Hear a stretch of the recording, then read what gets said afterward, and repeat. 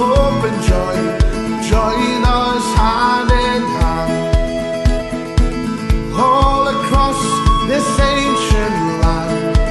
Throughout the test of time, it was music that kept the spirits free.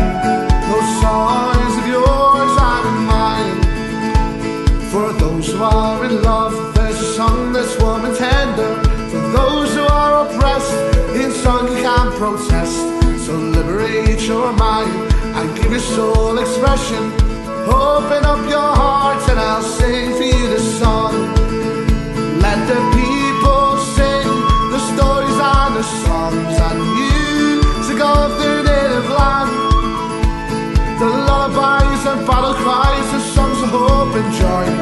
Join us hand in hand.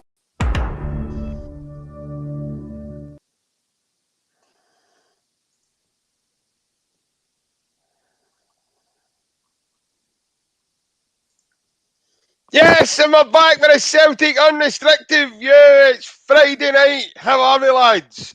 It's myself, JP, and joining me this evening is our good man here, Mr. Andy Gray. Nice to see you've got that bum fluff growing back on you, Mr. Andy Gray. And our good friend, Bazza. Bazza, going to start with yourself, mate. Really good to see you again, mate. Aye, it's good to have you on as regular now, which is a really good thing for us.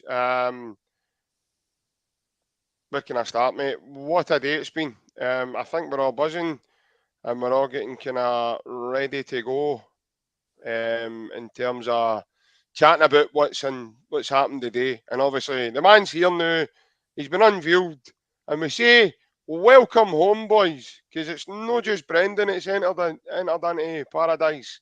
But we're going to talk about the second one later on as we go. But, mate, it's good to see your big smiling face again, mate, and I hope you're well. JP, great to see you. Ryan, boys, looking forward to the show. Welcome everybody that's tuned in. I hope you're feeling every bit as hyper as I'm feeling. And yeah, it's been a day of emotion, let's just say. And we got the big G word today. We didn't get a sorry. I didn't think we would. And I personally didn't think it was due. But we got the G word. We got the guarantee. Brendan Rodgers guarantees that unless he's heaved out the door, he's here for the next 3 years. And that was music to my ears. And there you go, I'm a poet and I didn't even know it.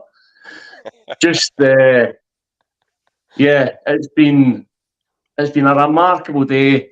Enjoyed the press conference. I thought the man handled himself with utter composure, class, professionalism, and he just pressed the right buttons for me, guys. I mean, I think he mentioned I'm here to win 2 or 3 occasions, and that's what you get with a manager, with his credentials, his ability, and his track record shows that he can back it up as well. So good times are ahead, let's just say that. Absolutely, Buzz. Aye, pretty good point, mate. Obviously, you said you're obviously hyper, etc. Not as hyper as Jimmy Calderwood there, because he's sitting there with his rosary banging away in that pocket, man. You can honestly, they're jinging like chime balls. So they are. There's that much ching going on in his house. He's going to get a chap at the door with the authorities, I think. But Ryan, good to see you, mate. I've missed you.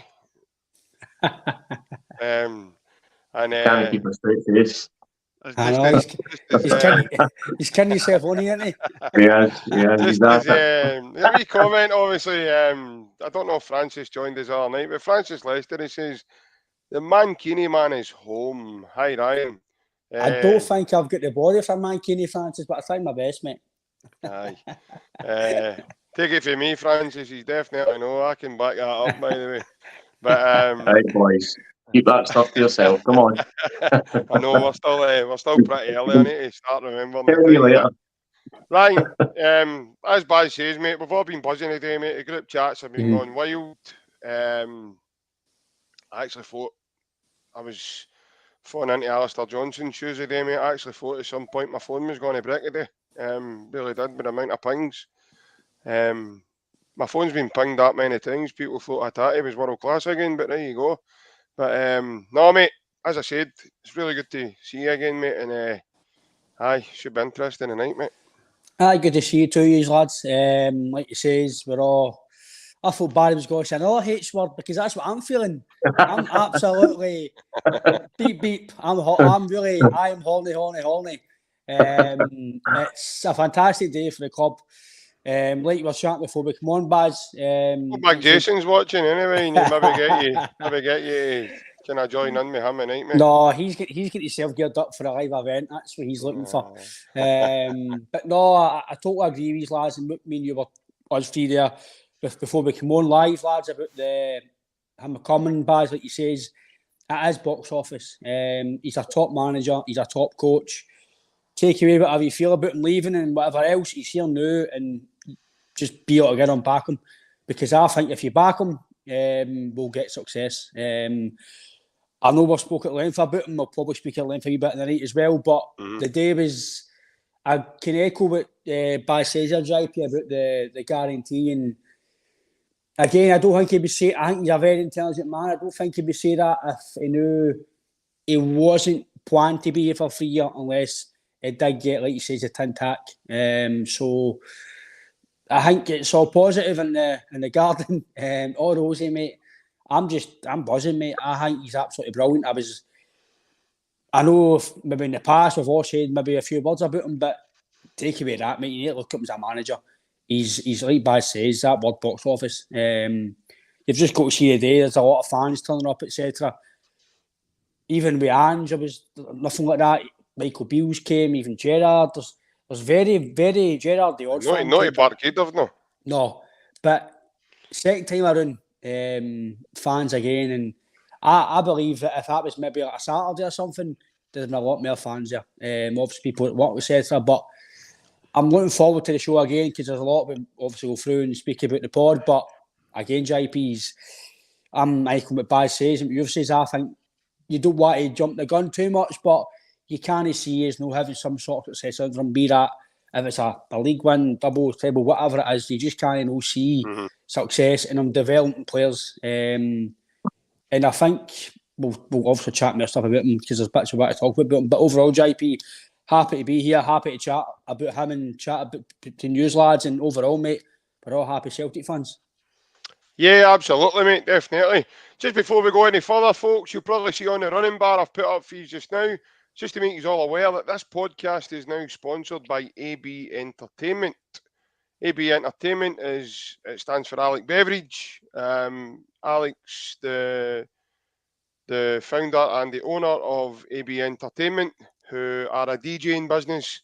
So again, anyone at all that's looking for, a DJ for any upcoming events that you may have within your family or anything at all, please do get in touch, because Alec will be able to sort you out. He caters for every sort of function you can think of: special birthdays, weddings, corporate events, christenings, communions. I was asked on here all night, does he do bar mitzvahs? I'm pretty sure he'll come up with some sort of a deal or something for you there. Yep. So as I said, he's a great guy as well, Alec. So that's his number, folks, as well. That's a mobile number you need to contact should anybody want to get in contact with him. So yeah, guys, please do. As I said, he's a great guy, and I'm pretty sure he'll sort these out with a very good deal, and he'll obviously be able to suit all your needs as well, in terms of what you're looking for in terms of entertainment for your party. So yeah, please do get in touch. Ryan, we're so happy to have Alec on board with us, mate, in terms of the podcast. Totally honoured, obviously, to now have a proud sponsor of the podcast, and I'm looking forward to the journey that we may have going forward, mate. Yeah, like you say, mate, he's a top guy as well, not just a good sponsor for us, mate. He's a top guy as well. He's a massive Celtic fan, so that helps as well. And like you say, anybody who wants to get involved in bookings with Alex, he's very easy to deal with. He'll definitely sort you out. He'll make sure you have a special night if it's for your friends, families, whoever it's for. Like JP says, he'll probably cater for anything as long as you make sure you have a good night and as long as you have a good service. So I think all in all, JP, it's a magic service he provides and you're guaranteed a fantastic night with Alex. Yeah, absolutely, mate. Like you said yourself, I think you hit the nail on the head there. He's just a great guy. He's so easy to speak to, and yeah, whatever you want to get him and hire him for, I'm pretty sure you won't be disappointed. Big thing, definitely not. Loads of comments coming in, guys. Too many to get through, first of all. So we're just going to kick right into what we were going to chat about, if that's okay, folks. But I do appreciate everybody commenting in, and a very good evening to everyone at all that's joining us. Again, it's no easy. Friday night, a lot of you probably want to be doing something else. I know Big OnlyFans is away doing something else, which is why he's not here, lads. So I was disappointed when he kind of sort of binned us for other plans. I mean, who wants to do something else on a Friday night? You can be sitting with us free. Do you know what I mean? But that's what it is. You just can't get the staff these days, guys. You know what I mean? But maybe question just before we go. And James, Ryan, this is for you. Will Alex be doing Ryan's 30th? I didn't even know you were. I don't even. Obviously, James knows you, mate. I don't even know you were having a 30th. Baz, did you? I don't know either. I don't even know he was. I didn't even know he was having a 30th. So unless it's a surprise party, I've got a Scooby Doo. Yes, Plungy is. Yes, Plungy is. Yeah. Just as Plunge mentioned that, I'm probably just going to mention that as well, guys. In case anybody joining us didn't know, on the 28th of July, again, it's on the running bar for you just now, the podcast is holding a fundraising night. It's Friday the 28th of July, 7:30 till 12. It's in bar 1888 of the London Road. It used to be Turnstiles Bar. And tickets are £2 a head for the event. On that, you're getting a live podcast by ourselves. So we'll be doing that. Bit of entertainment with singing. Alex will be doing the DJing. There'll be raffles, prizes, bit of buffet, and a whole load of other shenanigans, especially if Mr. Gray's on Muhammad Ali that night, Baz, you know what I mean? I'm pretty sure he'll let people see what he's all about near the time in terms of up close and personal. But we've had the luxury, mate. We already know what he's kind of like, so that's why we'll not be at the event, mate. But no, as I say, yeah, Punch, Alex providing all the entertainment for that night as well. So as I say, guys, tickets are available from the 26th of June. So please, that's on Monday. So please get in there first if you want to come along. Let us know by contacting the page. We're on social media at all platforms, Facebook, Twitter, TikTok, Instagram. You can also chat with us in the community section on the channel. So you just click the wee icon, it takes you into the channel, go to the community, and you can send us a message in there. And yeah, so first come, first serve basis. And yeah, it should be again, Ryan, I'll bring you in, mate. Baz, you're going to be involved as well, mate. So it's going to be a very good night, lads. I think Baz, we're looking forward to it, mate. Like JP says, it'll be a good Celtic night, good to meet people as well, and obviously the first live event as well, and just have a fantastic night. Baz, I think that's what it's about. It's obviously good to get a live podcast, but overall, it'll be good to meet people, some fans of the podcast, and just a fantastic Celtic night. Yeah, I'm really, really looking forward to that. I know I've got a good few of my family and friends coming along as well, and it'll be good to do the live podcast as well, and a wee bit of entertainment, and everybody just having a good time. So this is what life's about, innit? Meeting up, being around one another, Celtic's in the mix as well. What more could you ask for?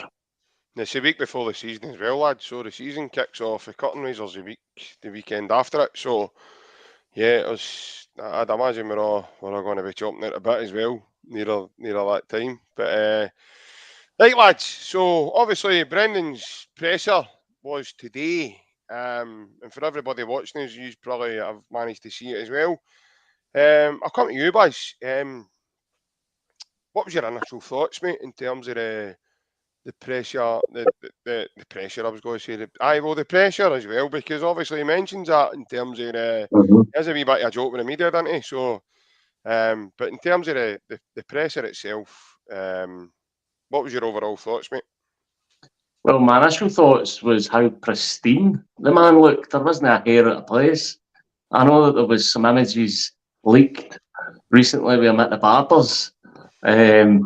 So, you know, the man just looks dapper. He looks, it just oozes professionalism. That's what I'm saying. And it comes across in how he dresses. It comes across in how he talks, how he responds to difficult questions, how he his body language, you know, just shows a man who is under complete control of himself. You know, and you think back to a guy like maybe Neil Lennon, who, listen, I've got all the love in the world for Lenny, but you could see when his emotions were getting the better of him, you know, and it let him down at times with the media and sometimes with fans as well. So I love that about Brendan Rodgers. I've always admired that about him. You know, you don't really see what he's feeling.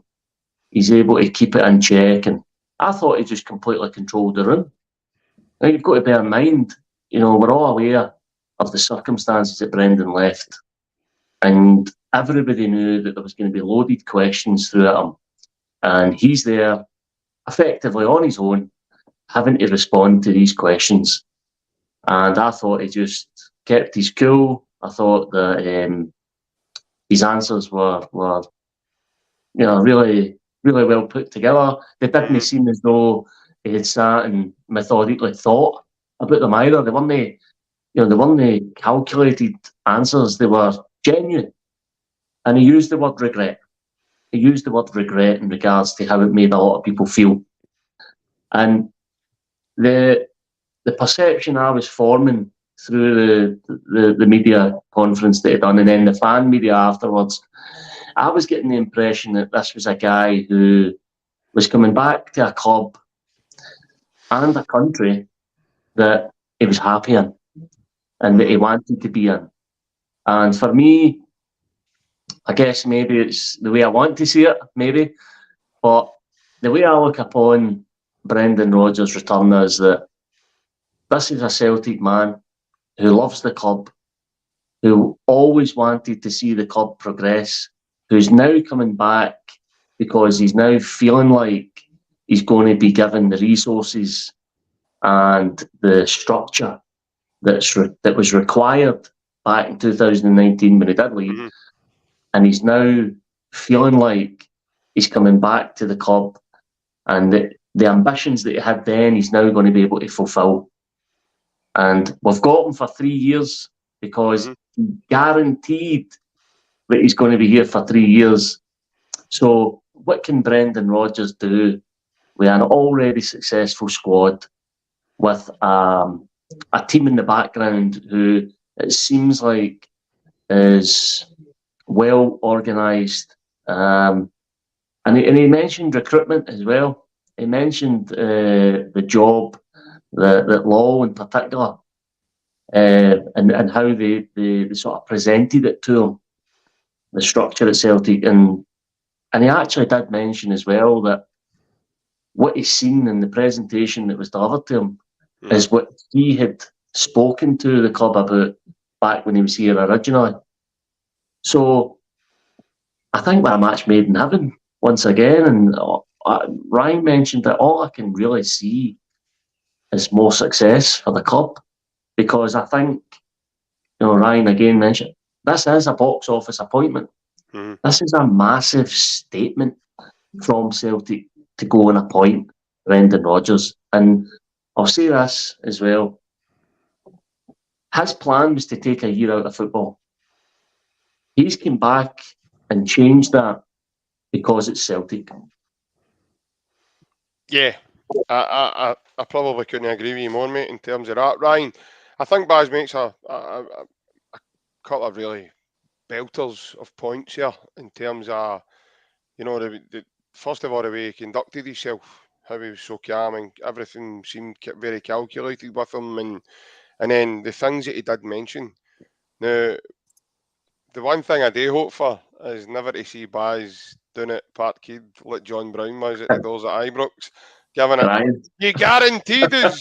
Shows the deeds. Yeah. Shows the deeds. Replaying this back It's to me. either going to be that with this word guarantee. It's either going to be that or him and Big Jason are going to be standing there like Bob Nallen at a still game, trying to sell you DVDs and all that. Do you want the extended warranty with that guarantee and stuff like that? But no, it's I think he's at a stage now in his career, just as Baz was saying, Ryan. But he's probably not in much of a hurry now to you know, to sort of get somewhere else. You know, I've seen a lot of, in my opinion, it's just silly comments in terms of, you know, okay, wait, you know, first offer comes in, he's Oski, and I think what was key was Martin O'Neill. I don't know if any of you seen today. He was on TalkSport speaking with Simon Gordon and Jim White. Yeah. And Martin O'Neill backed him to the hilt, right? As much as he did with Ange Postecoglou, even today. Because they were kind of trying to put Ange's appointment to Tottenham down. And Martin O'Neill was like, no, hold on a wee minute. Tottenham aren't just bringing in an average manager here. They're bringing in a guy that knows exactly what he's doing in terms of the years of experience he's done that job for. But he was more chatting about Rodgers. And just as Baz says, in terms of the way Rodgers handles himself and everything else, I think, Ryan, what's apparent from Brendan this time is he just wants to get to work really, really quickly. The last time it was all, you know, in my opinion, it was all kind of big show, big stage, you know, put him on a big stage at Celtic Park, unveil him to thousands of fans, etc. This time, mate, they brought him into the country and nobody knew he was here. How did they get him here? He wasn't on. There's no pictures of him on planes. There wasn't a picture of him on a bus. There wasn't a picture of him on a train. So the only other way I can think of, without actually knowing the actual facts, is that he's drove up here in a car where nobody's expecting him to be here. Now that video and the footage, sorry guys, that we saw last night, it just appeared out of the blue for Celtic TV, and he's sitting chatting with Jeremy Culloch, and he's got the Celtic kit on, and everybody's gone. I think it was yesterday, Baz, as you said, with the photos and the barbers. They were put up on social media just yesterday, and then last night he's sitting at Lennoxtown. Because when Big Jason sent us that video, I says to Jason straight away, that's Lennoxtown, that's in that new big gym they've built. And then when he's sitting with the Celtic kit and stuff on, so Ryan, I just think this appointment is utter class, not just for the club, but just all round.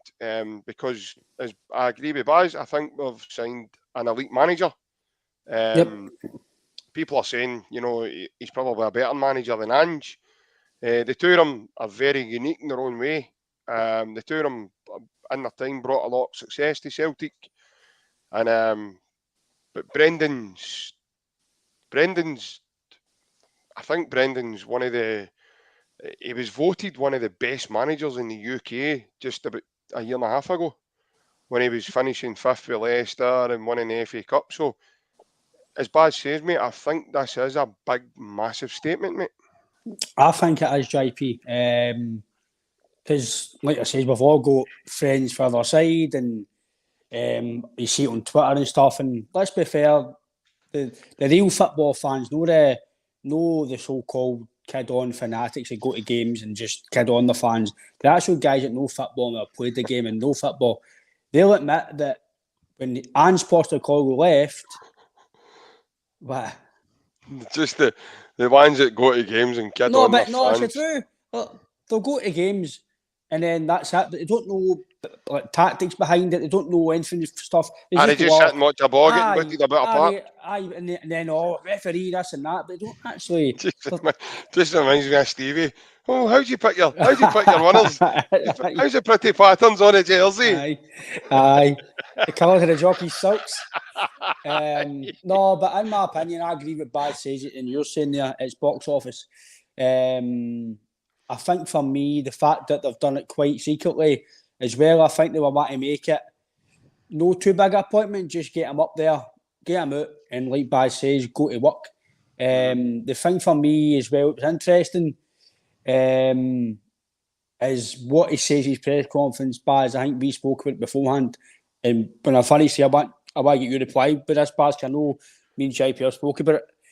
What he mentioned in his presser was about heart, and I've banged on about this for probably years since I've really, at least the last 3 to 4 years, about how we're too nice. We've always been too nice. The last physical team is maybe Stratton's with Hartley and Robson and McManus and Caldwell. They might not be the best of two centre backs, but they try to be physical. They put their bodies in line. They tackled everything. McManus and used to find their bodies in front of everything. They might not be the best centre backs, but they gave you everything. And I think sometimes for me, we're technically amazing. I think we're brilliant on the ball. We're brilliant after the ball. But I think sometimes when it gets to the nitty-gritty, sometimes we're no there. Maybe I've been too harsh. I don't know. But see all this, I know it's the culture of the Japanese, but helping them up and all that, get that away. You're Scotland now. Get it away. Get it out of your system. Somebody's got to tell them, listen, leave him. Waste time. Leave him done. I know I say culture, and I totally respect that, but we're for Glasgow, and see if somebody's injured, leave him. Leave him. It's football. Leave him. Unless you've done his career, right, mate, I'm really sorry, you're right, but if you tackle, right, leave him. He'll got 2 minutes. Quickie, if MD has a wee phone and the fundraising, I do apologise. No, that's a different story. Andy there. Just leave him out. No, just we're doing a podcast here. Just leave him out. Honestly, I don't mean in terms of. Every bit of sand there, him. Aye. Aye. Throw a bucket of sand in him and all right. That magic sponge. Big Jason running in with the sand. Big Jason running in with sand, trying to slide tackle him. But in terms of, I don't mean in terms of, see if you've given a guy a bad injury, okay, are you all right? But see if you've given him a wee nudge and he's fell, just leave him. Go on with the game, get back at position and you'll go on with it. For me, again, I don't want to be too disrespectful to James Forrest, but for me, after that Rangers game, the semi-final, for me, his last game at Celtic, because I was raging, and I'm still raging about it. He came on as a sub, fresh as a daisy. The Rangers players, I think they played extra time or penalties before it. I'm sure that was a game, that was a semi-final before the final of the Europa League. And they've went extra time, etc., right? And James Forrest came on, he's gone behind, I think it was Bassey or Barisic, trying to chase him. I actually didn't see it until after the game. Bassey it was Bassey, and I've watched the replay. I can't mind me and Jay people talking about something Baz, and we seen it, and I went, send me that again, and I looked at it, I went, I'm not going to say what I said on here, but I was like, you kidding me on? He's just fresh on the park. That isn't what he said. I obviously can't say it due to YouTube, but I was like, yeah, wee name, whatever you want to call it, do you know what I mean? James Forrest has been amazing for Celtic. His accolades and the Confura youth, everything he's done for Celtic has been phenomenal. His stats and everything tells you. But for me, that was the ending to play every week for James Forrest. And potentially, I don't see how he's going to contribute. I know RODGERS is maybe going to help players, but can he progress Forrest more? I know he progressed Brown more, but Forrest has had injuries, long-term injuries, no playing, came in and out of the squad. But I don't know what you think of that, Baz, but that for me, when Brendan Rodgers mentions heart, I'm no sensitive to Forrest, but I just mean in general, don't know if that's what he means, a bit more physicality, a bit more run through Brit was, put in a bit more dig, because it's already been technically good, but I think sometimes when it gets to maybe the European games or the semi-finals, sometimes you need to put, I know we've won trebles, so I'm no slating the team, I'm just saying when he mentioned heart, do you think that, I'm just trying to put a similarity, Baz, a comparison, do you think that's what he's maybe meaning? But just before you come in, mate, I've got a wee question Johnny Boy Soul wants to add, and then you can answer that, and then obviously I'll look to your point. So Johnny Boy Soul wants you to tell him, is there any truth in the rumour that Brendan and Cal Mack had Sash Browns and Haji Haggis for lunch in Mallorca? Do you know, mate? I knew you would be the man to be able to answer that. That's why I've fired that at you, mate. Well, God knows what they had, but whatever they had, it must have worked because they had good talks, according to Brendan Rodgers. And as Ryan was saying there, you know, Brendan Rodgers spoke about heart, and I think one of the debates that's come up with Brendan Rodgers coming back to Celtic is, what's your preference, Postecoglou or Brendan Rodgers? I think it's only normal that fans do these kind of things, and then you asked this the other day. I did, and with Brendan Rodgers inheriting such a strong squad that Ange and the board have put together, a lot of people are asking the question, well, what really changes? You know, and does Brendan Rodgers come into that squad? Does he change the system? Do the players adapt to how Brendan plays? There's a kind of train of thought to say, well, Rodgers and Postecoglou, whilst their systems may differ, their approach is pretty much the same. But with one key difference, I think, and I hope it kind of answers what Ryan was saying there with Brendan Rodgers talking about heart. Ange Postecoglou was very much adamant that the team play one way, and he wasn't going to digress for that. Brendan Rodgers spoke today about playing attacking, aggressive football, and then he says, but we also do that with a tactical awareness. And for me, that kind of ties in with what he was saying about playing with heart. Brendan Rodgers, for me, is the more balanced, the more...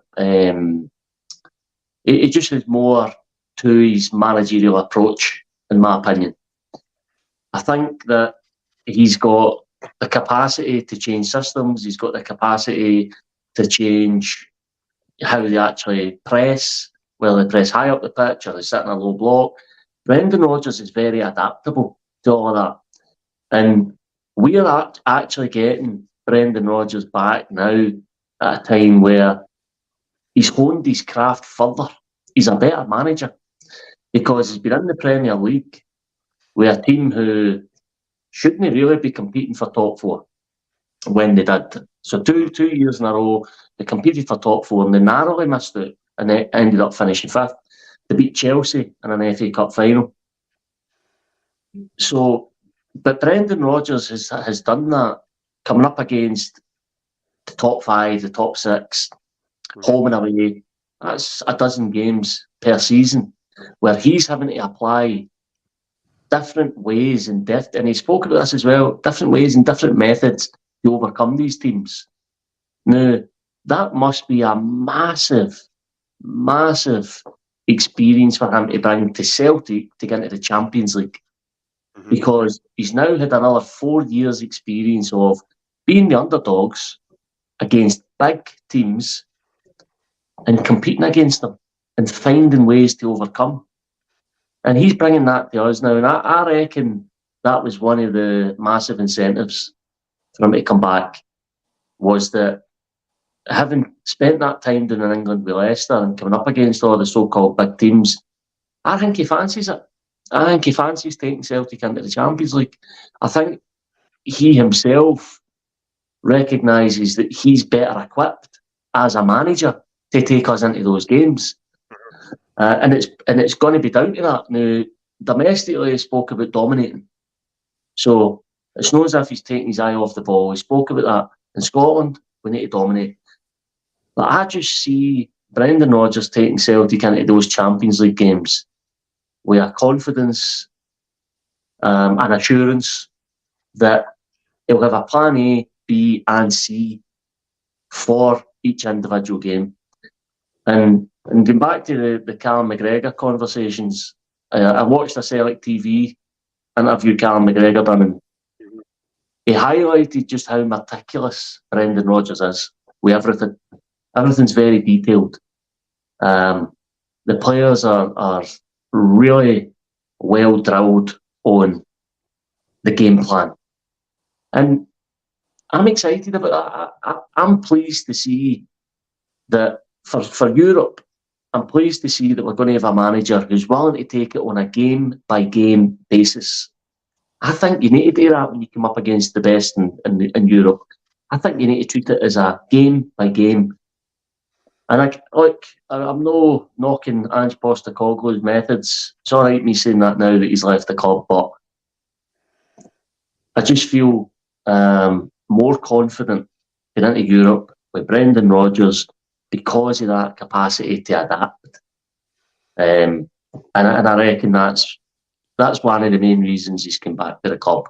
He fancies a crack at Europe. Aye, I think you're spot on there in terms of his game awareness, his tactical awareness of the game as well.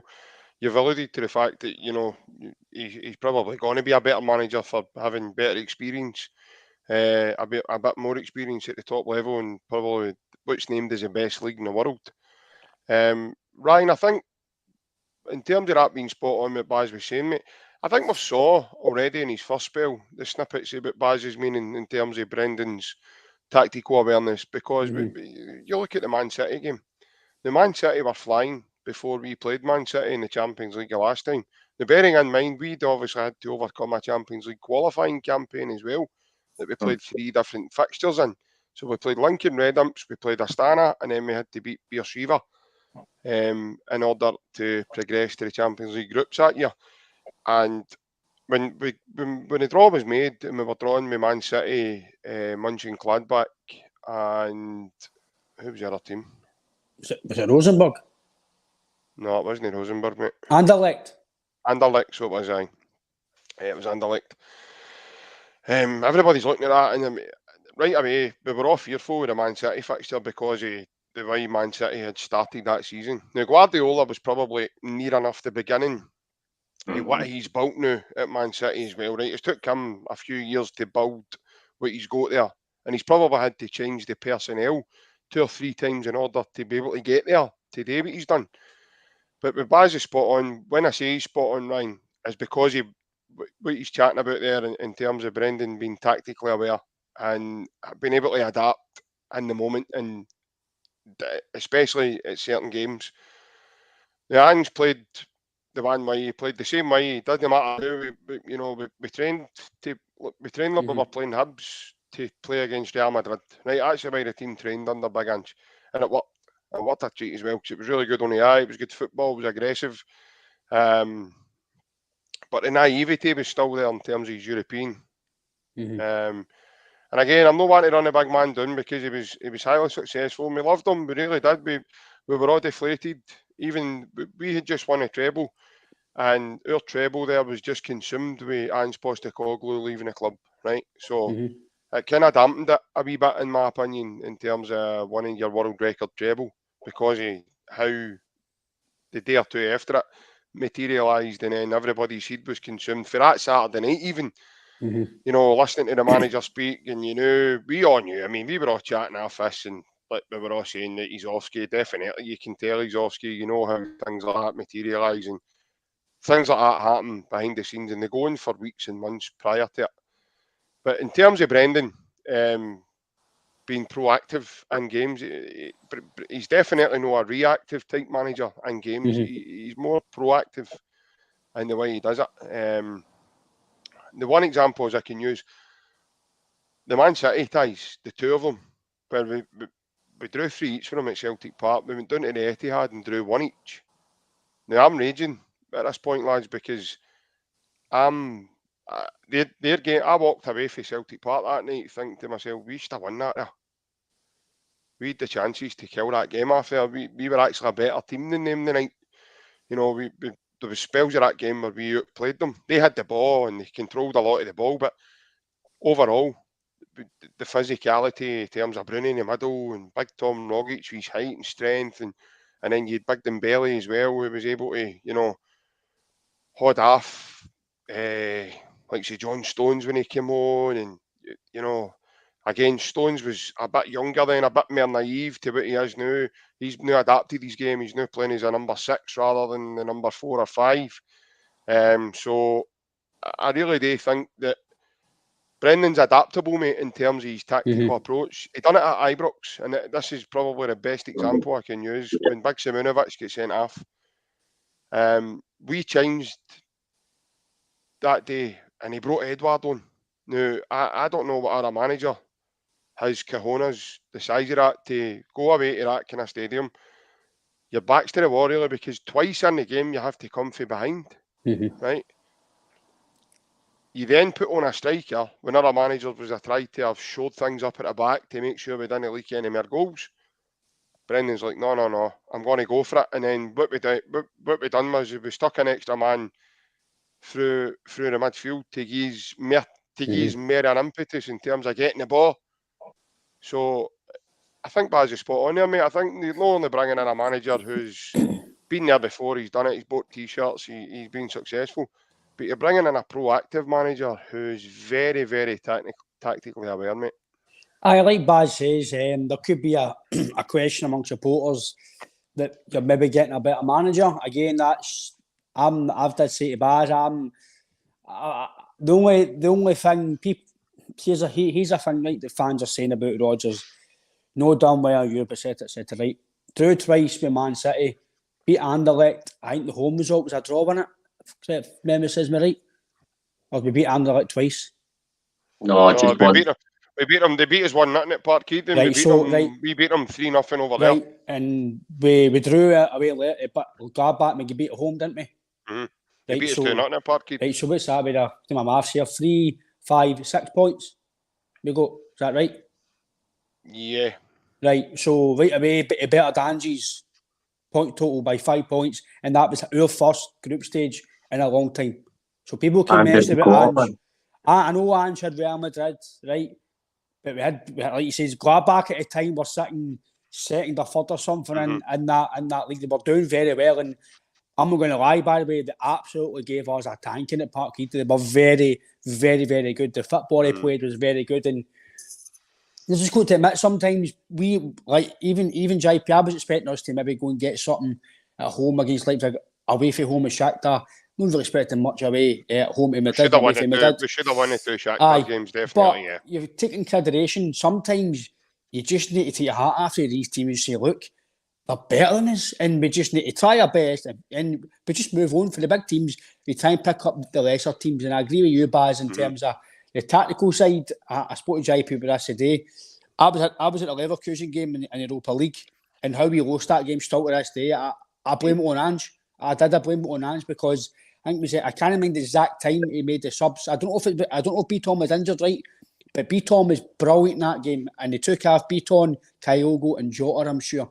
And he put on Mikey Johnson, Ayeti, and I can't remember if it was Sorrow, but he put on somebody else. I can't remember who he put on. Tumble, I'm sure. I don't know if it was Tumble, right? But he made the 3 subs, in my opinion. I don't think Sorrow played. It might have been Tumble then. I can't remember who it was. I'd tap up my mind, JP.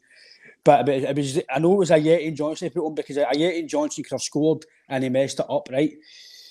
It was. I can't remember when it was exactly. Like, thanks, Shelley. I knew he made, for me, he made the subs at the wrong time, because we were still winning the game, and I could get why he was doing it. But see, if the team's gone well, it's not like Leverkusen were hammering us. They weren't doing us in. We still had chances. And I thought making the subs kind of changed the game a wee bit, and it kind of gave him a bit of motivation to go and win the game, because it gave him a bit of hope to go and win the game. Because I thought we were brilliant that night. I thought we were really good, especially the first half. I thought we contained them very well. I did blame it on Ange. Maybe I was too critical, but I did blame for making the subs. I didn't think they had to be made, unless it was injuries that we don't know about. But I didn't see. And I thought I walked it right. Obviously, I was, excuse my French, but I was drunk during the game, right? But I can remember the game. I can remember the game clear as day. I can remember walking away for the. It was Mikey Johnson, Ryan. It was Mikey Johnson, Ayeti, Abada, and James McCarthy. All came on. Right. But I can remember the 3 subs to start off with. I'm sure McCarthy came on after them. But I can remember when he made the subs, I was like, why are we making subs here? Why are we doing it? Why are we doing it? But again, we don't know of it. But I was still a wee bit raging at the start because of how we lost the game. So I walked away for that. But we should have won that game. We should have won. And the game at Gladbach, if you win that, JP, potentially you go win a group, but you might finish second. Yeah. And you could qualify, because to draw against Man City and then narrowly no win the game at Gladbach, you probably should have beat Man City at home away as well. Missed a few chances. But I think that was because I'm sure that was the last game in the group, but it was not really a meaningless game. So, but I agree with you, Baz. I don't know what you think, Baz, but the way he's hammering home the Europe thing, and like he spoke about the infrastructure that he wanted to do, that tells me that he maybe knew that he wasn't going to get the best of what he wanted to do in the future, and he seen the chance at Leicester and thought, a new opportunity, new challenge, new goals, right, I'll go and do that. But I've always seen now that I could be wrong, Baz, I could be totally wrong, but I read between the lines now. I don't know if he was watching Celtic, always looking in, thinking, I want to get back sometime and I want to do what I wanted to do. It's just me thinking, Baz, because of the Danish pressure. Win, I know he said win, but in Europe, we need to be better in Europe and do. And I don't think he wasn't slaughtering us, but I think what he was saying is, I know we've not been great in the past, but under him, 2 group stages, the last 32, isn't fantastic, but considering we didn't have group stage football for a wee while, he done okay. Put it this way, people moan about Ange, how good he was. Ange got 1 point, Brendan got 6 in his first group stage, and then through 3 qualifying stages. I get Ange a rebuild, so I get that you can take qualifying with it, but the fact, Baz, is like you said, you come in here with a stronger squad. I would say a war chest to Celtic, because if he's potentially going to get 30 to 35 million pound in one season, that's a good bit of back, mate, for the board, and I agree with you. I don't know what you feel, Baz, but I'm not saying we're going to go win anything in Europe. I'm not saying that whatsoever. But what I'm saying is, I just took faith that he was hammering home about Europe, and I like the fact that he's maybe, I don't know if he's listening to what I say to JP all the time. I want us to go better in Europe. The SPL is fine. You can win that with the team. That takes care of itself.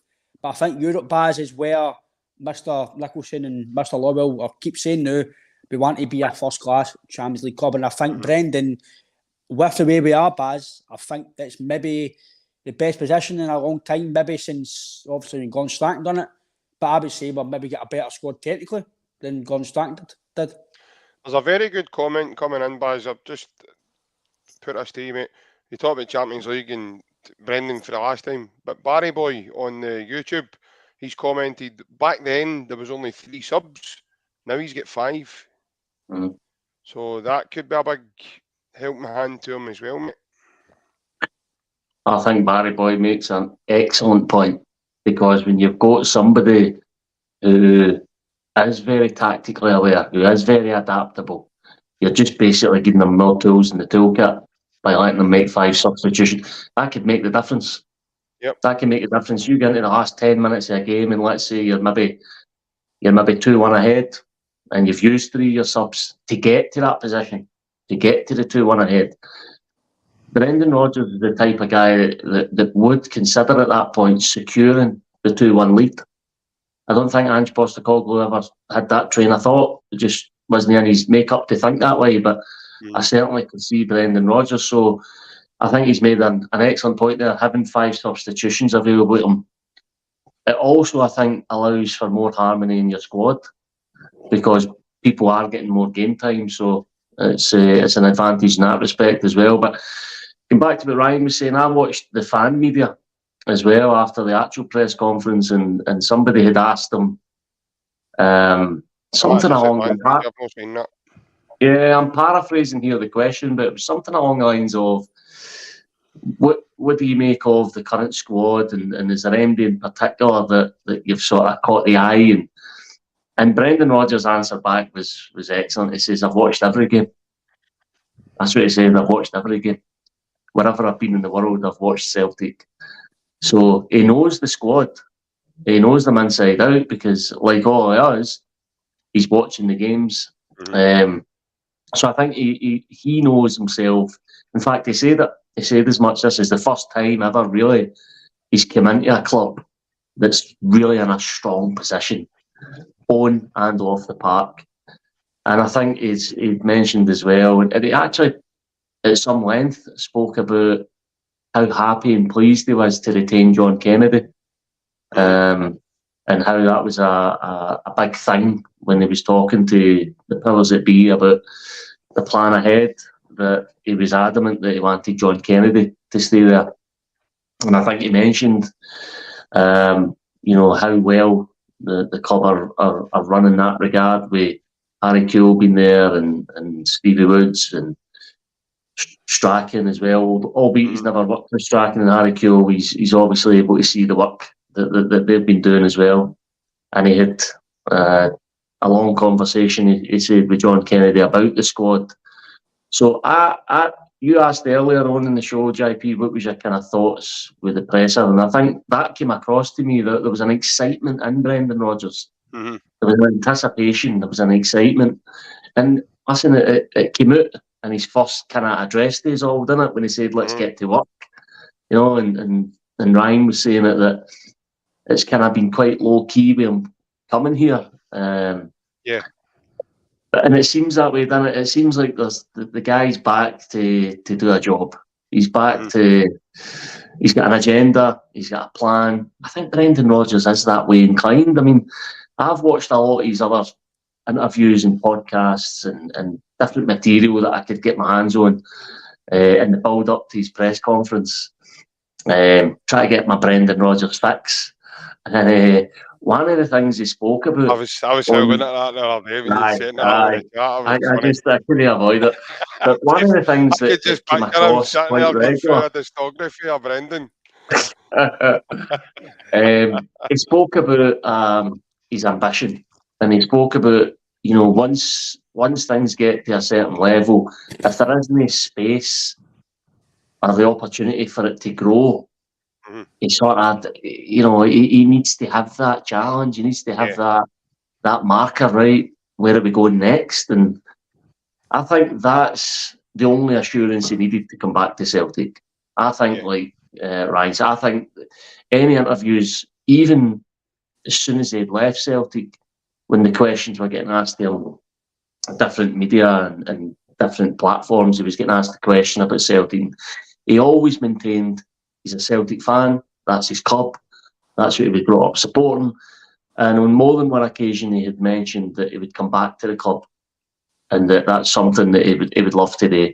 So, you know, really, I'm coming back. It's no great surprise when you look at it from the point of view of he is a Celtic man, and he's coming back now on the premise that he's now going to have the opportunity to take the club where he wants to take them.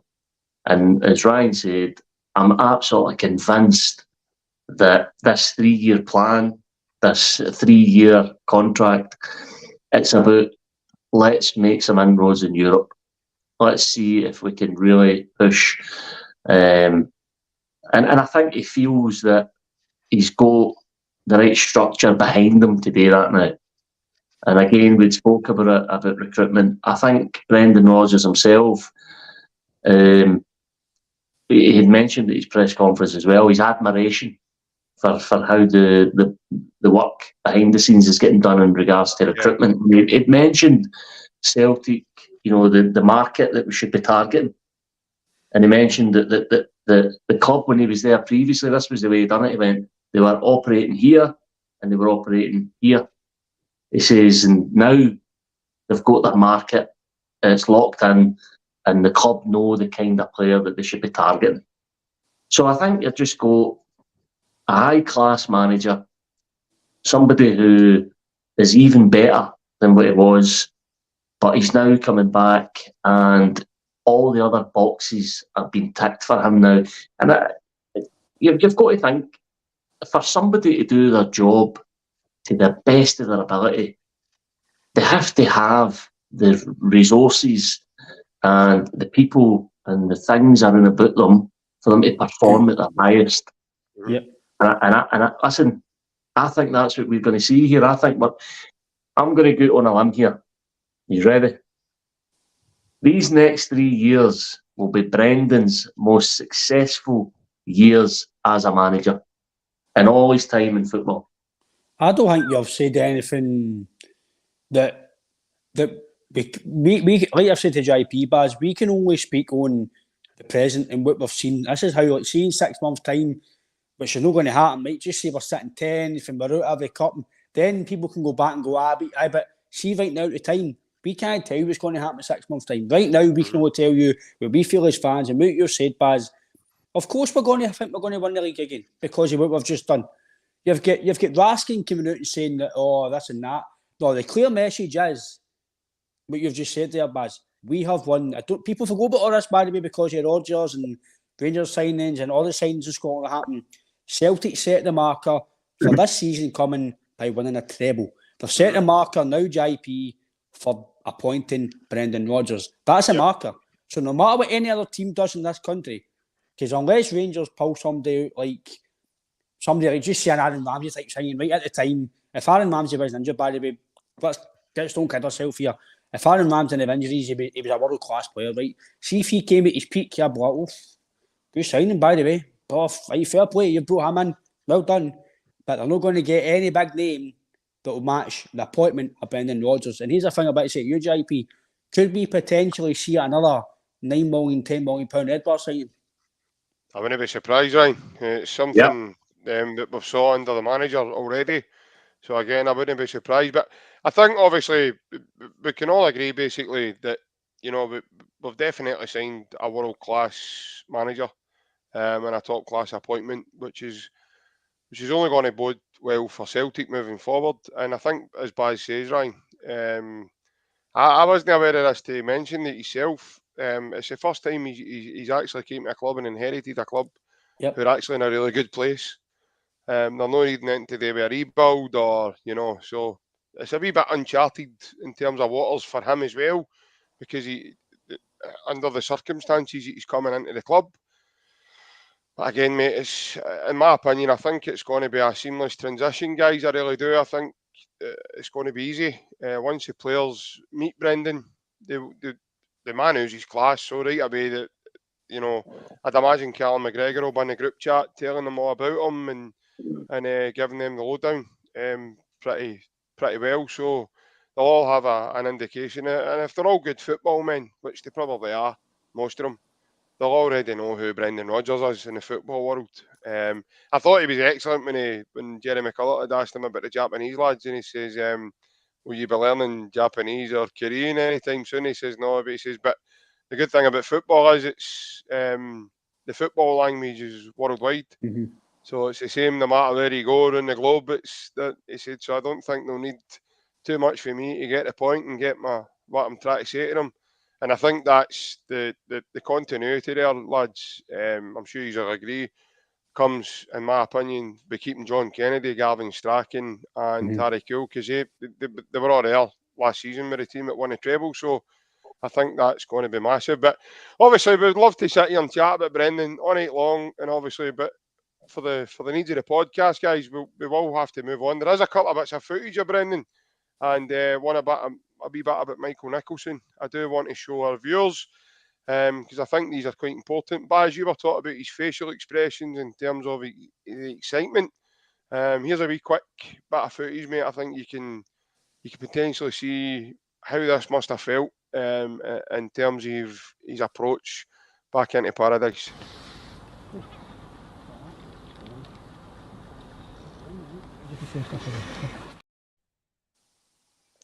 That look up high, lads, I think it just looked like, you know, I'm home. That, you know, that's, to me, that's what I took for that. The way he looks up, and it was a look of, as Baz says, Ryan, excitement and maybe a wee bit overwhelming as well, because there's not many guys are lucky to have the opportunity to not just to manage as once, but to now have the opportunity to come in and do it again. I think he's very privileged. As much as we're very privileged to have him, I think he's very, very privileged to have this opportunity again in his life, lads. Aye, I agree what you said there, and what Baz says when Baz was kind of saying yes, it's totally, you can, it was one of the first time when I seen that, I thought he's just looking up and he's like, it's similar. Again, I could be just thinking things here. This could still be the copper bells in my system, right, for the weekend there. But I just thought myself, right, I'm back. I've always said you're a bit of a mixed fruit, mate, to be honest with you. There's some banana. Oh, by the way, see they strawberry and limes, man. Oh. He's a wee slippery slope there, isn't he? Is it past 10 o'clock yet? Can we go there yet? No, mate, no, mate. No, but I just thought when I seen that, it was like, right, I'm back, right, let's go. Again, I refer back to, I think I put a tweet a year ago when Hatate signed. When Hatate signed, I think there was 2 or 3 players in front of him, and he went, yeah. He looked about, and that's when he came in with Maeda, and he looked about, and he's like, and I thought myself, this guy's, I think I put a tweet about this guy will be a belter. He knows he's lucky to be here, but he knows what this. Wow, look at this stadium. I've always said to you, JP, even though we've been going to Celtic for years, see me just look up at your seat, you walk in. Doesn't matter if it's before the game, right before the kick-off, or 15, half, whatever it is before the game. You look up to your seat, the music playing, and you go, it is a special place. You've been there for so long. You've been against St Mirren. You've been there against Morton. Then you go against Real Madrid. You've seen it all, been there, and you just look up and go, this is brilliant. The atmosphere is amazing. It's just, there's something, I don't know, is it because we're Celtic fans? Is there something about it that's special? But no, I agree, JP. I think Baz, you'll be the same that JP says there. I'm not saying he knows he's lucky, but I think he's privileged to get this job again, because people have came for interviews and they'll go to it, and he's got it twice now. Yeah, I think that footage was really, really excellent to watch, wasn't it? And it's like, they say, I love the boxing and I love the UFC, and they say in that kind of sport that a happy fighter is a dangerous fighter. And I think you look at Brendan coming out there, he looks happy. And I've just got that impression in his press conference. He said it himself. He said, look, my family coming here, we were really happy in Scotland, on and off the pitch. And I think after 3 seasons, 4 seasons, whatever it was with Leicester, I think coming back to Celtic, coming back to a club that he loves, coming back to fans that just adored him, and a place where, you know, he said himself, his first season at Celtic felt like a magic carpet ride. It was just, he said it was just incredible. And you've seen it with that image there, that video that JP put up there, that kind of look, just as he got to the stadium. And I feel like that's what we're getting back here with Brendan Rodgers. As much as he's a more versatile manager, he's a more experienced manager, but I feel like we're getting a happy Brendan Rodgers. Yeah. And I think that's why he gave the guarantee. I think he gave the guarantee because it came from that place of, look, I'm happy to be here. I want to be here.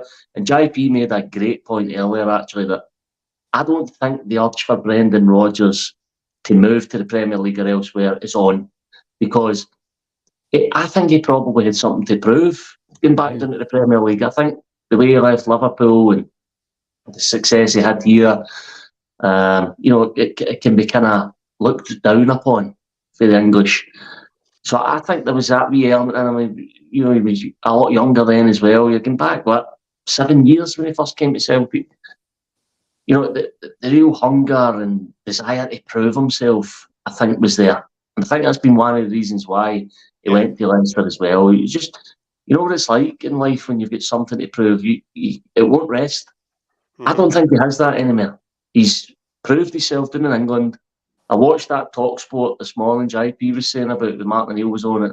And Jim White had said that Crystal Palace were pursuing Brendan Rodgers right up until the last minute when he signed for Celtic.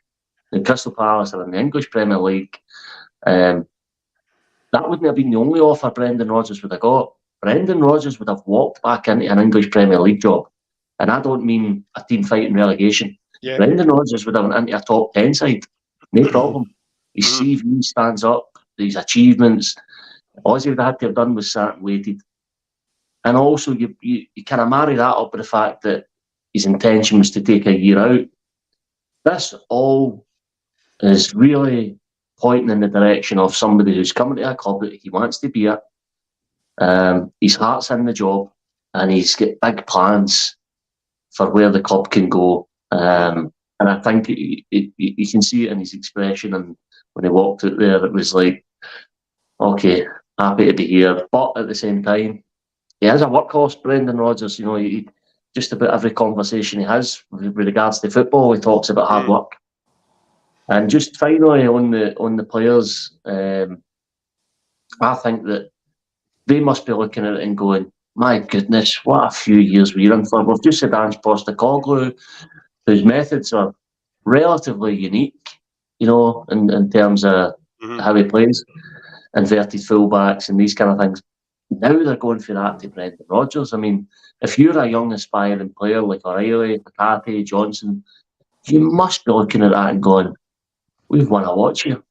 Yeah. We've got an elite coach coming in, you know, to just add to our game and where it's at now. So I was going to ask you guys, which player you think, is there anybody in particular you think that, you know, Brendan Rodgers can really take their game up a few levels? I've heard a few people mentioning Matt O'Reilly, and obviously Hatate. I think I could see Iwata. I could see Iwata being a big player for Brendan Rodgers. He likes the double pivot. And I think Iwata might fit that bill. So, but for me, I'll keep it quite short, Baz, because I think it's a standout, and for me, Jota. I know there's rumours today about Ange wanting Hatate and Jota, but see if that's the case, he's £40 million then. Because they're on mega for who? What one's that? Yeah.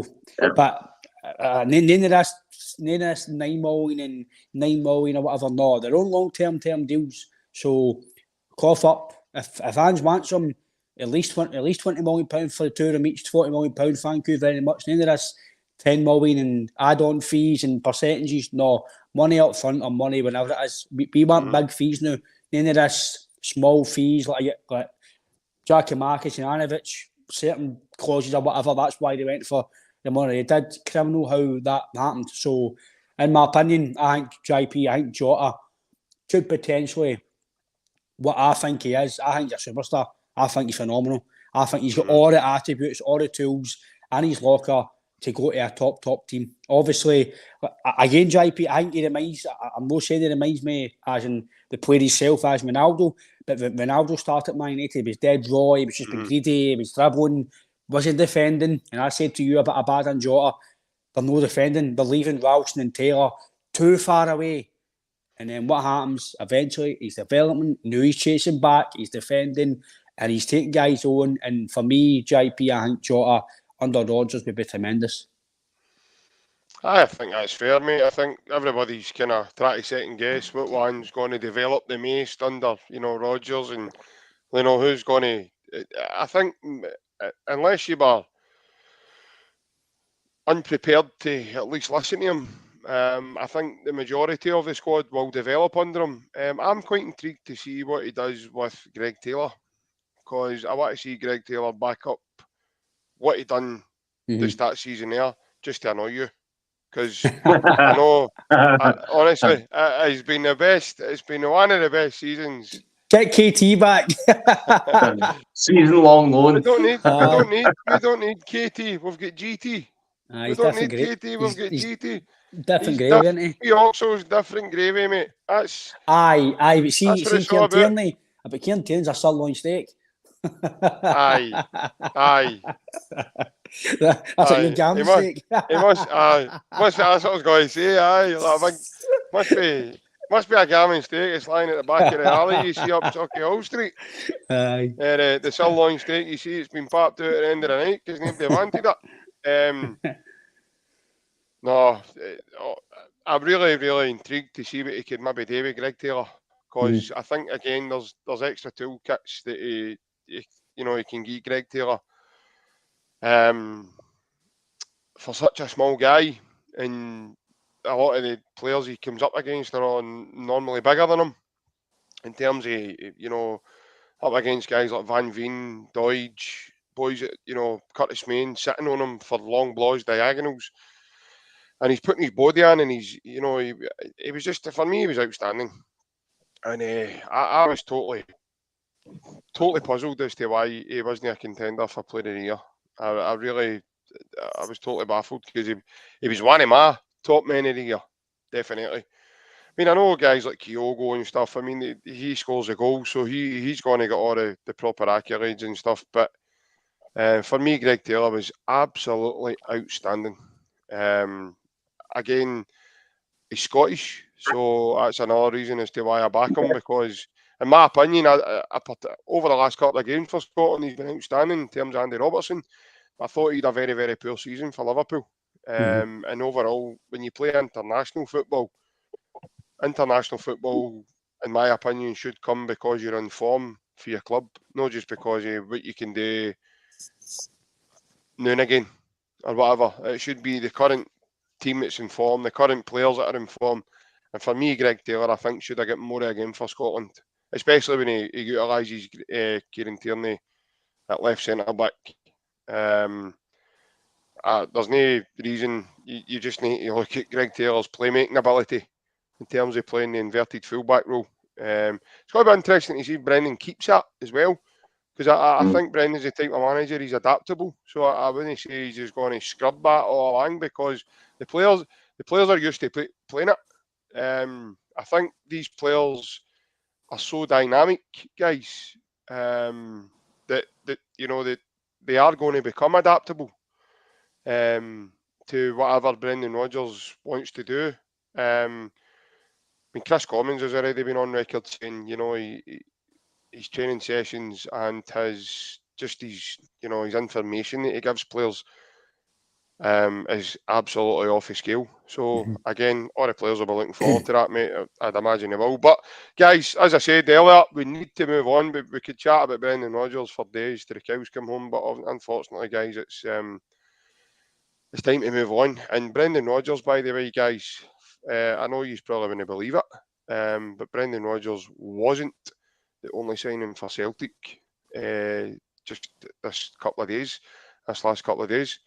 So this man here has put pen to paper on a 5-year contract. For anyone wanting to know who he is, his name is ODIN THIAGO Holm, and the Holm is spelled Holm.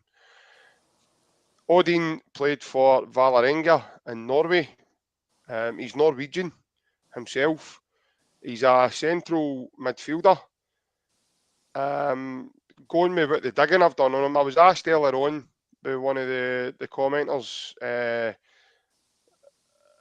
by the way, he thinks you're Jason. So I don't know what you want to say. Don't put that on me. He says, JP, JP, Ryan and Jason, what do you think about the new signing? So, well, first of all, Baz, obviously, while we're here, he signed a 5-year contract, mate. So the recruitment side of the club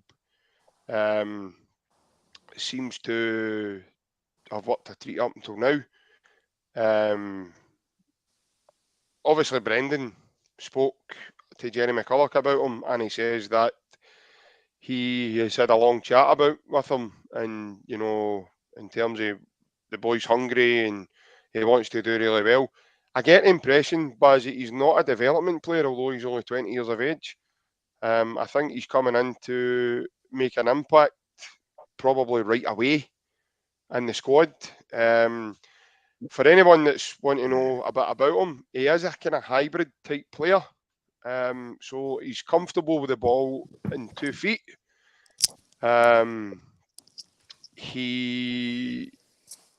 He can play anywhere in the midfield, anywhere through the central midfield. So he can play as a 6, an 8 or a 10. And he's very, very comfortable. He's very, very fast. And he's very aggressive. That's unfortunately all I've been able to find on him and been able to get on him. I've looked at some of his videos that are available on YouTube. If anyone wants to go and have a look. And he just looks a total standout. He puts me in mind of the Baz. I don't know if you've seen him, mate, or you've had the privilege to go and have a look at him. He puts me in mind of Hatate. The way he can pick the ball up and the way he moves, he just glides with the ball. I think what's evident with him, mate, is he can break that press similar to Big Aya. In terms of somebody triggering a press up against him, he knows how to break it by movement in his body, dropping the shoulder, turning with the ball, and he looks very technically good, mate. So, again, mate, it could be, it's a bit hard to tell at the moment because obviously we're in pre-season. Unfortunately, we're not going to get to see him for a couple of weeks still, but I think that it could be another shrewd appointment with the recruitment team, mate. Yeah, well, it raises a point for me as well that the recruitment that's been done at Celtic over the past 2 seasons, and again, not to discredit Big Ange, but I don't think that all of that recruitment was single-handedly done by Ange Postecoglou. I don't think he was identifying every single player. I think it was him and the recruitment team. And Brendan Rodgers sort of alluded to that in his press conference as well. He made a point, to say how impressed he was with the recruitment team and the work that's been done. And this boy Holm obviously has been brought in before Brendan Rodgers, but Brendan Rodgers has signed off on it. We're led to believe, and Brendan Rodgers had said that he'd spoke to him on Monday. And the boy came across really hungry, really enthusiastic. Yep. And the footage I've seen him, JP, I saw various different clips that have been put together on YouTube.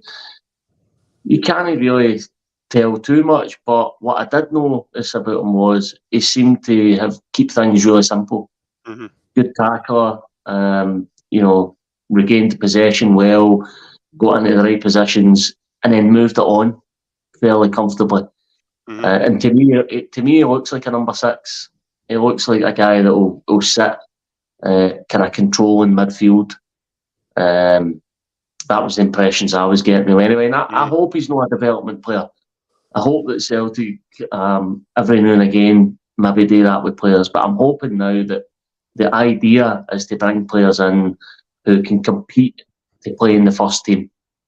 Now, I hope I'm right in saying that, because when Brendan Rodgers was asked in his press conference today about recruitment and players and how he builds on the squad, he used one word. He said quality. So that was his response, and that's what you do. And he was quite specific about taking on a winning team. He says this is the best time to build. This is the right time to build. When you've got a winning side, you build on it. So I wouldn't like to see this boy THIAGO Holm as a development player, as somebody that you're taking a punt on. I think that Celtic, the recruitment and how we bring players in now needs to be very specific, that we're bringing players in who can compete, whether they're 20 or 25, they compete with the first team squad. They're at a level where they're competing to play in the first team. Yeah. Hopefully, I personally hope there's not going to be a raft of signings. I'd like to see 3, maybe 4 players on top of this boy, this Norwegian boy coming in, because I think that's all that's required. But as long as it's quality, and we might get that big signing as well. Ryan, I think obviously it's a 5-year contract, as I just said to Baz. While you were away, changing into your it looks like the Rangers tracky bottoms or whatever you're wearing there. Who's going to say that? I think he's. I'm beginning to think his mate Mendes is hooked him up with another kit that he's not telling us about. He's got a sponsorship deal. He's got a sponsorship deal, aye. Alex, cheers, Alex.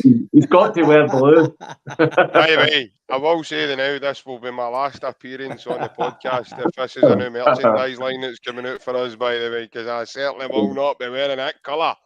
I will not be buying headphones either.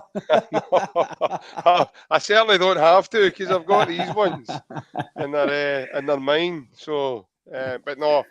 In terms of, it's a 5-year contract, Ryan, and I don't know, mate. I just get a vibe. Maybe it's just me. Again, he's a young lad, but that means hee-haw. He's a young lad, but it's gone, mate. Every report I've read about him, mate, he's quality. Patrick Berg's a young lad, but he's quality. The boys for Bodo Glimt are all young lads, but they are quality.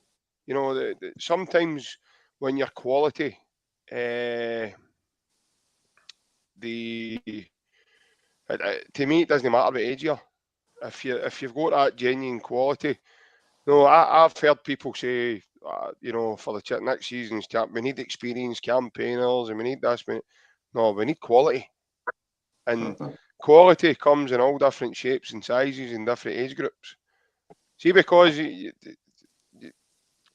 here's an example, right?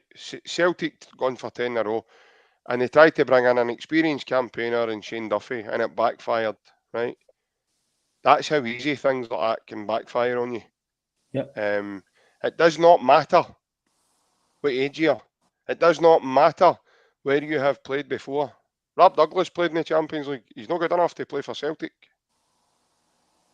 It does not matter whether you've done this or you've done that or in my opinion, mate, what matters is your ability to do the job that's been asked of you. Your ability to come in and play in front of 60,000 supporters and play underneath a goldfish bowl that's going to inject pressure into you in terms of you need to win every single game. Now, that doesn't matter if you're 34, 30, 28, 29, 20, 21. You are still going to have to deal with those boxes that I checked at the top of that there. So, in my opinion, mate, the boy's been given a 5-year contract. Obviously, Celtic's recruitment must see something in this lad, and we're led to believe it's first-class recruitment, and so far, the proof's in the pudding, and it's been first-class recruitment since Ange Postecoglou took over, and since Matt Lawwell joined the club. No, it's not just Matt Lawwell, there's other guys there, right? But for Michael Nicholson took on the role, for Chris Mackay took on his role, for Matt Lawwell came in and took on his role, things have started running to modernise Celtic, to change the way we done things. The whole of Norway is talking about this boy. So this isn't something that Celtic have just went, oh, do you know what? Again, John Barnes watched Raphael Shite on YouTube and paid 5 million from him. That's not what Celtic have done here. They've not just went and watched a boy on a video. But I know people can say, YouTube can make anybody look good. Aye, it can. But see, when videos are being showed of your first touch, and you can't doctor that. You just can't. Your ability to be able to take a ball under pressure when you're being pressed between 3 guys. And he's playing in the Norway League, so he's playing against teams like Bodo Glimt, who are technically very good. You've got Rosenborg, who are an experienced side. Mulder, again, an experienced side. He's played in Europe before. So he's up against, a lot of quality. And when you go and look at the games against these teams, against the guy that was linked to the Celtic job, Knutson, his Bodo team, the people think the sun shines out their backsides, because of the football they play and everything else. This guy get man of the match in the game, his last game against Bodo Glimt, this guy get man of the match. He's only 20. So to me, Ryan, it doesn't matter, mate, what age you are. It's to do with your quality and your level to be able to play. And that's something, mate, that you just cannot doctor or edit to your satisfaction, mate. That's something that's just raw and installed in an individual. If you're good enough, mate, I think if you're good enough and you're physical enough, I think you'll play. If you're good enough, I don't think your age really matters. Kieran Tierney's an example of that. I know he's Scottish, he's no Norwegian, but even Aya, when he came, he loaned him out, brought him back, and Aya was very good. So I know I've seen a few reports saying that a few people were surprised about him going to Celtic. Maybe not yet. But like you say, JP, and I know Baz will be the same. These guys at Celtic, even Rangers as well, probably, even Motherwell, Aberdeen, etc. Any team in Scotland, you don't look at YouTube clips for players. That's not what happens. It's a lot more to that. Guys will get loads of. Guys will sit on like Y-Scout and stuff and other stuff. They'll get, obviously, it's not Y-Scout. It'll be a world class Y-Scout. They'll have and other stuff, and they'll look at clips of his games. They'll look at everything he's done, and they might even send it. If they really fancy the boy, they might send a scout here.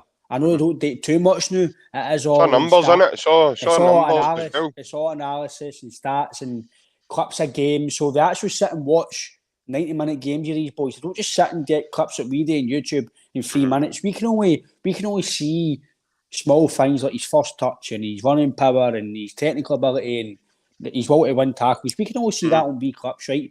Unless we maybe pay for software or maybe say to somebody who's on Twitter or social media somewhere, look, pal, if you get any videos at home, then we'll sit and watch it. But very rarely going to find that because we don't really get the privilege to see Norwegian football. So the boy's played over 100 games for when that's what you're all, which is for me no project signing. He's come here with a bit of experience. Like I said to you, JP, I like the way he takes the ball. Similar to Aya, I know he's a bit more attacking wise, but he takes the ball, he dribbles, he's quick, and it gives the defence time to get up. It gives Taylor, if it's Taylor, Bernabei, if it's Johnson, well, whoever it is, it gives him time to get back into inverted fullbacks and make the game tighter. So I like the boy for what I've seen. Again, I can't say he's a brilliant player. I can't because I've not seen him enough. I've only seen clips of him. But Celtic would have done their research on him. And the fact that Rodgers is okayed it, to me, says that he obviously fancies him. And he's met him and he spoke to him. So it's no like a Mari Shev signing where I don't know who he is. He's coming in, I don't know who he is. He's obviously fancies the boy and he sees him in some sort of plan of the club. I know there's talks about, is Aaron Moy going to stay? Is he going to retire? If that does happen, then there you go. That's a guy to come in and play.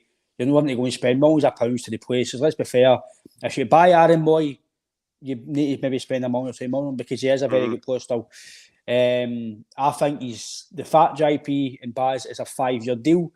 That tells me the club fancy him and the club feel that he's potentially going to make them a few million out it, or maybe even treble or whatever the fee, because you don't give somebody, I know Celtic's model these days is 4 and 5 year deals, but you want to give somebody 4 or 5 year deals if you didn't think there's a lot of potential to go and make your club successful, make themselves successful, and further the bank balance of the club. Because let's be fair, we only a certain club as much as we used to be, but we still are a certain club. If we get a big bid, just for toxic THIAGO, right?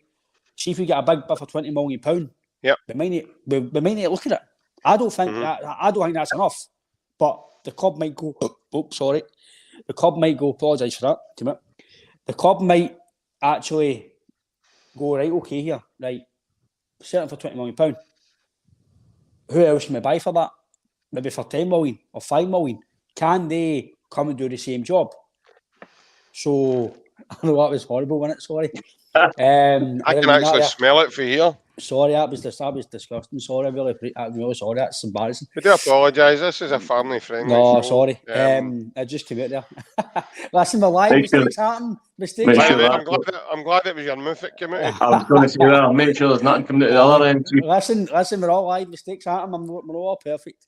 No, but I do agree that the fact JP is a 5-year deal, I think the club potentially see this as a good deal going forward. He looks technically good. He looks like he's a workhorse. He looks quick on the ball, JP. So, all in all, I think I said about him on Wednesday, that I do feel he will come in and play. Don't know how much he'll play, but I do feel he could potentially do very well, mate.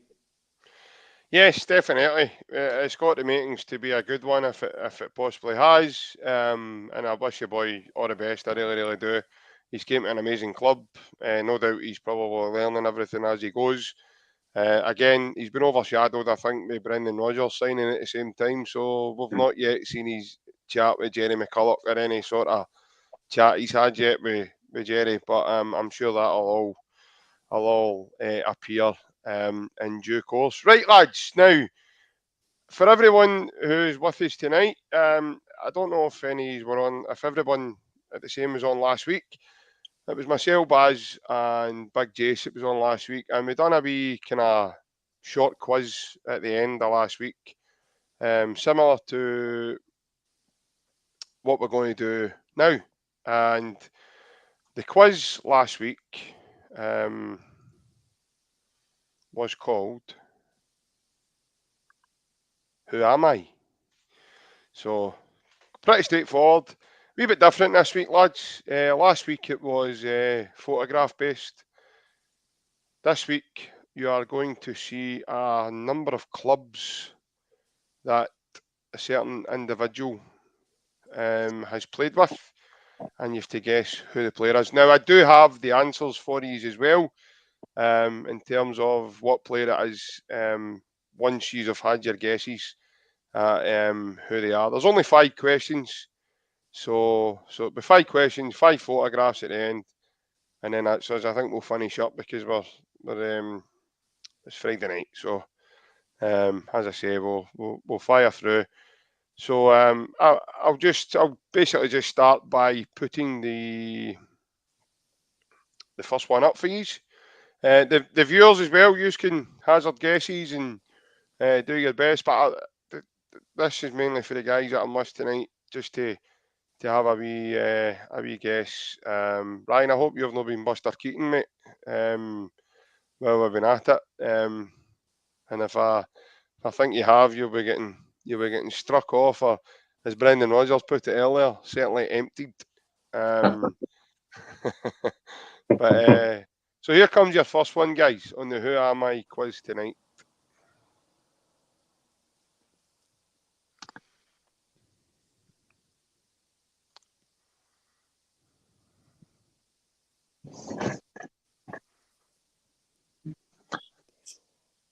Are you able to make that a bit wider? It's Unfortunately, no. I'll rhyme off the teams. The first team is Montpellier. I can see the teams, JP. It's more his position. What's that? I think I might know who it is. I'm not, because if I make it wider, his name appears very quickly afterwards. What position does he play? I think I know who it is. You need to guess the player. Put it this way: every one of them have all played for Celtic in their careers. So the idea is so that you guess the player, and who it is. Now the viewers have probably got the benefit of just going in Buster Keaton and having a look. Is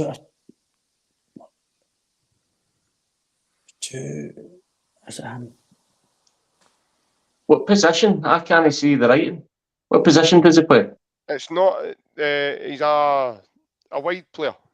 And there's 2 guys that played with Hibs. I know. You don't need to know the position, Baz. You don't need. That's the whole part. Right, okay. You don't need to know because he's played for Celtic, but the link is in obviously the clubs he's also played for, and what career path he's maybe taken. So there is a few juicy clubs there as well. So obviously, that's just to test your Celtic knowledge.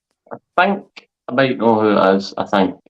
So you need to start. If you know, well, then should I say who I think it is? Yeah, definitely. That's what the whole purpose of this is. Is it Didier Agat? Let's see with the photo.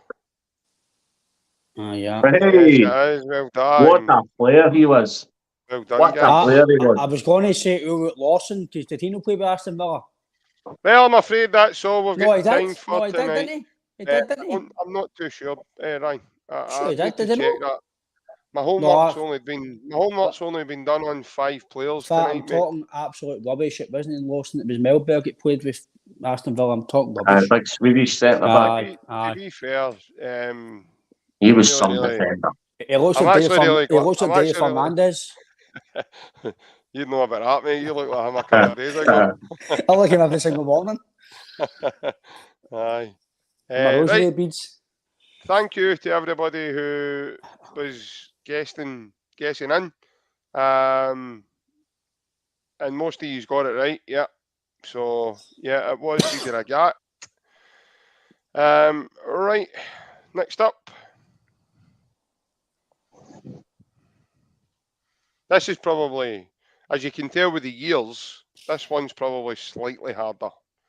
I would imagine someone like Francis or Plunge or some of them might get this right off the cuff. This one's probably not designated for some of the younger generation. I remember him. I remember him. We've already got one right off the bat and has got it right away. Yeah, but it doesn't work, guys, if you just copy the first answer. You're not allowed to look at comments, Ryan. I've got it on the banner side, mate. I don't know who it is. I've not got a clue who it is. Baz?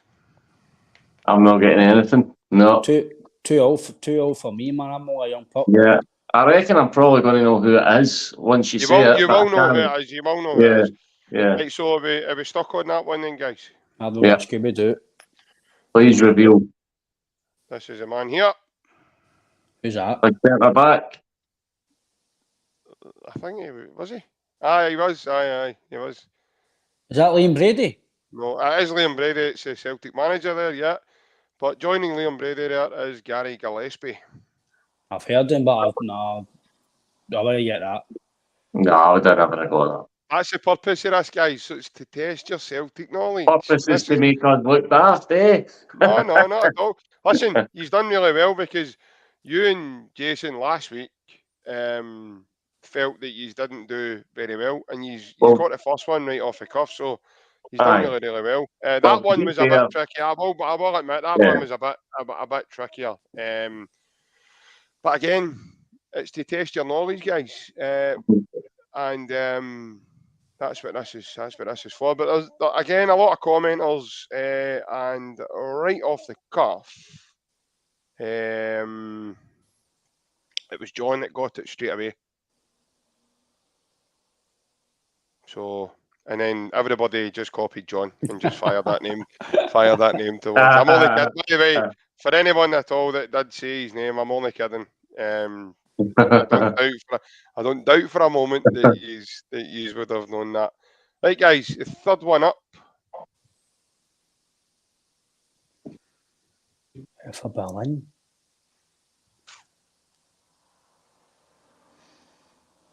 German. You both will know this. 95 to 98. Is he? Can I say his nationality? Can I ask you that? You can, but I don't need to answer you. Right. If you hazard a guess, I will say yes or no. If you tell me if it's correct, I'll say yes. If it's wrong, then I'll say no. Is he German? Yes. Yeah, I thought that. And is it Andy Tom? That's what I was going to say. Let's see with the photo reveal, shall we? There we go. Hey. Well done, guys. See, he's getting there. He's getting the just how it flows. I'm pulling up ahead of steam here. Again, guys, thank you for all those that commented on as well. So 1, 2, 3, down to number 4. This one's a wee bit more in terms of information.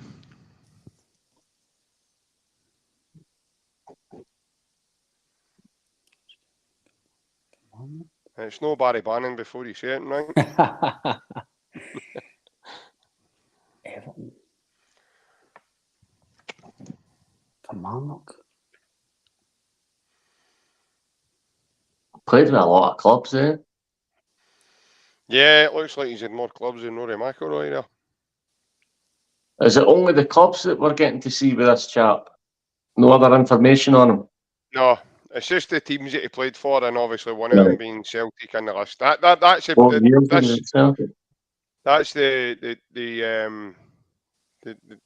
kind of just to us. It's Come on, look, Hoodwood. Come on, look.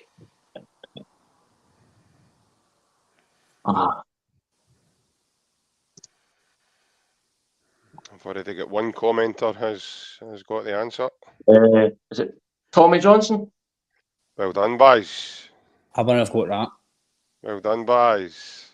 Tommy knew how to get. He knew his way to the goal, didn't he? He was all right, was he? No, He was a decent player, Ryan. Aye, he was. Yeah, he was left footer as well. Good finisher. By the way, he scored goals in front of Larson, etc. as well. So yeah, he was. Aye, Tommy was a good finisher. And well done to Derek Rorick, who commented it in first. He right away says Johnson, and then he says Tommy, just in case they thought he was just talking to himself.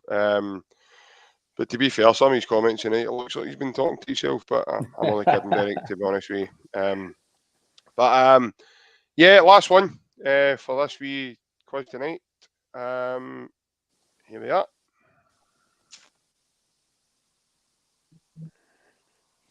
Munich. Rosenborg.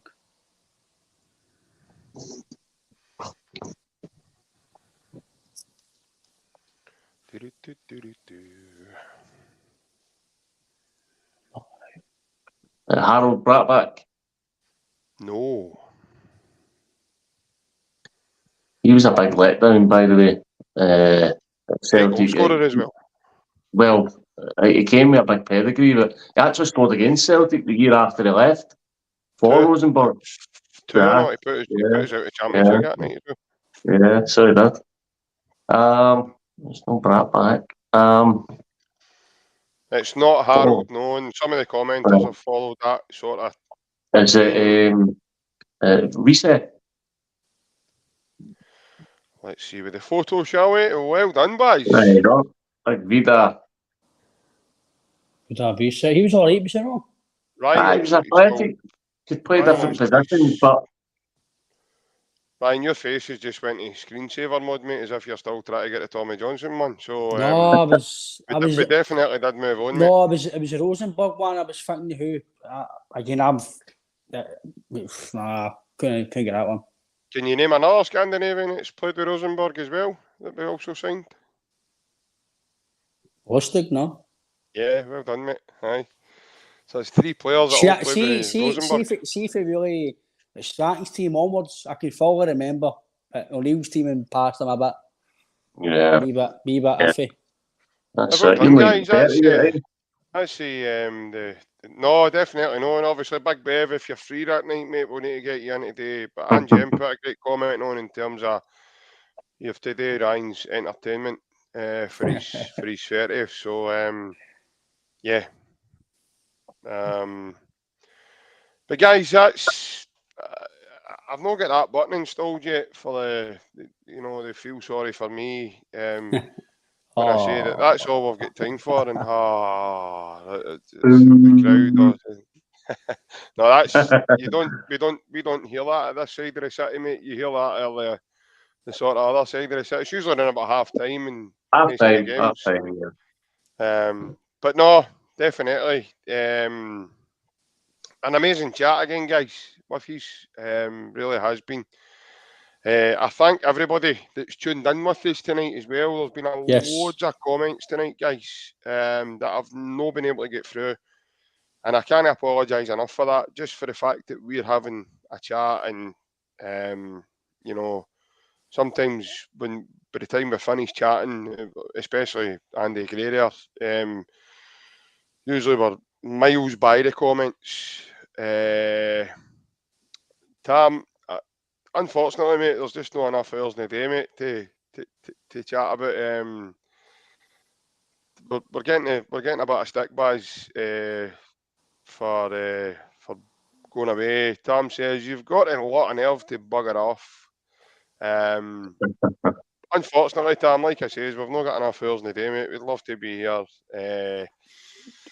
Chatting about everything that we love, but Tam, I've got my other show, mate, at 11:30. Yeah, so Ryan's I need to go. And it's getting to that time at night as well that Ryan's got moisturiser to apply. He was talking about that the other night, Tam, in case you want to go back, and it was. I've stole JP's moisturiser.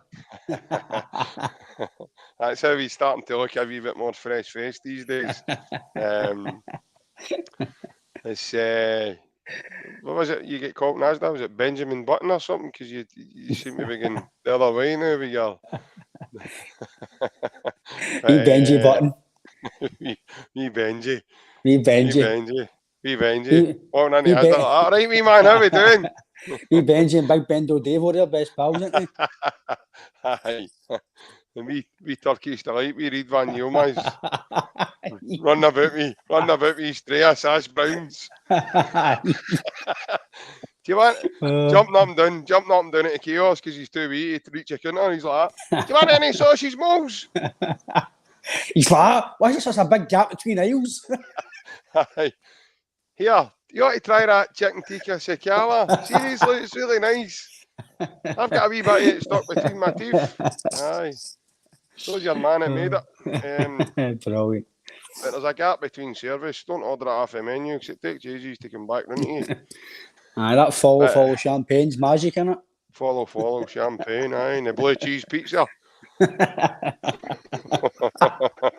I'm a wee bit of tea now, that's it, I'm done. But lads, honestly, it's always a pleasure. It's always dead emotional being on these, man. It's always this is the dreary part of it. Having to come off. But before we go, just before we finish up, again, guys, massive thank you to everybody that's joined us. I really appreciate that. I hope you all have a lovely weekend. We'll be back Monday for the Monday huddle as per. Hopefully by then will be another story, maybe even a signing target or something lined up. But before we go, guys, just to make you all aware again that this podcast is now sponsored by AB Entertainment. AB stands for Alec Beveridge. There's Alec's contact details should any of you be looking for an immediate function coming up for anybody in your family. Alec does cater for everything. So he caters for weddings, christenings, communions, engagement parties, special birthdays. I was asked the other night, does he do bar mitzvahs? Like I says, I'm pretty sure he will try his best to help you out. And he's a really good guy as well. Myself and Ryan spoke about that at the beginning of the podcast tonight as well. He's a really great guy as well in terms of that. Before we go as well, guys, just to make any latecomers tonight aware that the podcast is having a fundraising night. It's Friday the 28th of July. It's in bar 1888 of the London Road. It used to be Turnstiles Bar. It's just down from Celtic Park. Anyone wishing to come along, guys, tickets will be available for this from Monday the 26th. Please get in contact with us via any of the social media platforms or in the community section on my channel. If any of you don't know how to do that, you just click on the wee photograph and it'll take you in, and you just click on the community and you can send us a message with any requests at all in terms of tickets. It's first come, first served basis as well, Ryan. On the night, guys, you'll get a live podcast from us. It's £2 a ticket. Live podcast from ourselves. We won't be on YouTube at night, guys, so anybody at all that does want to come along and see us, you'll need to come along to the bar.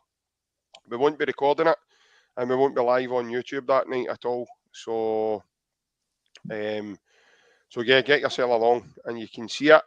Also entertainment and a DJ. Alec obviously will be doing the entertainment side of it and the DJing for us that night. So there'll be raffles, prizes, a buffet, and it'll just be one really big, the three of us, lovely, smiling, big, lovely guys for the East End of Glasgow. We'll all be there, and you never know. Your man there with the blue Rangers tracky bottoms on might even give you a wee cuddle if you're nice to him. Or you come in with a wee mix. Just don't get injured. Don't get injured, by the way, because you won't. But just leave him lying there. That's what you'll hear shouting. Aye, no, but I think in terms of obviously as well, it's like you said with Alex again. I think Derek says I think he would do confirmations, Derek. I think if you mentioned that to Alex or us, I think if that's what you want, mate, I think Alex would cater for you. So that's a number there, Derek, if that's what you're looking for. Or if you can't see that, give us a wee message, Derek, and we'll get that across to you, mate, if that's what you're looking for. I've seen a wee comment as well from Kaiser JP and Barry. It is one thing we love doing. Also, if anybody has their mental health, this is something like we love doing as well. So if this helps people, mental health, absolutely fantastic. Myself, Barry and JP, our DMs are always opened. If you want to get in touch with Barry, I know he's not on Twitter, so if you want to get in touch with him, let us know. And we'll obviously get in touch. Myself and JP's Twitter, Instagrams, Facebooks, we're all open for mental health. Barry is more professional in that sense than me and JP. That is Barry's job. So if you want to contact Barry, you feel a professional's better for you than just two guys like me and JP off a podcast and just in a chat, that is Barry's side of the game. So if anybody wants to chat to Barry personally, I mean JP or anybody in your family, then hit us up and we'll get in touch with Barry if that's what you fancy. I don't know whether you trust him to do that, mate, because your phone number might be up in the Brigton Harry soon, mate. Either that or you McDonald's in the London Road or something like that. You're gonna get mental phone calls because he's walking about with a Celtic tap on and Rangers tracky bottom. So I don't know if it's more mental. The fact that Andy's got a Sharpie pen as well, I've heard, mate. So told you, mate, I'm not a bitter man. There's no stopping him. You want about that loving him like killing a gang? Look at that cup he's drinking for. Even that's blue. That's what I'm See, saying. I've told you I'm not a bitter man. I will As long as you're not feeling blue, Ryan, that's all. Eiffel 65, blue dabba dee dabba die. I'm feeling Rodgers, that's what I'm feeling. Kenny Rodgers, more like. I was going to say, Buck Rodgers. But, listen, guys, totally amazing chat again, me's. Really happy that Brendan's in. Let's hope we can build momentum going forward. And a massive hail, and I'll speak to you again soon. Hail, take care. Hail, boys.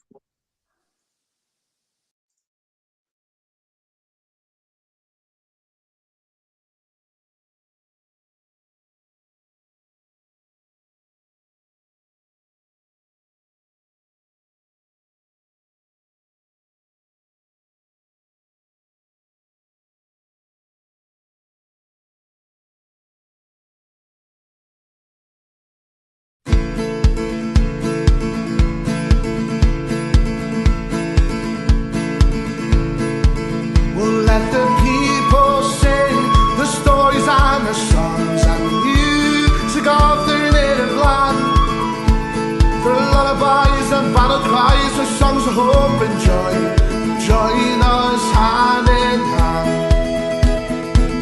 All across this ancient land, throughout the test of time, it was music that kept the spirits free. Those songs of yours and mine. For those who are in love, there's a song that's warm and tender. For those who are oppressed, in song you can't protest. So liberate your mind and give your soul expression. Open up your heart and I'll sing for you this song. Let the people sing the stories and the songs and music of their native land. The lullabies and battle cries, the songs of hope and joy. Join us hand in hand.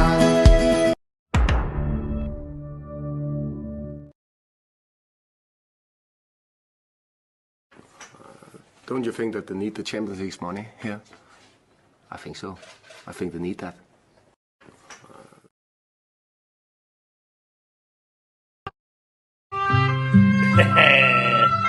Well, all right, lads. Guten Tag.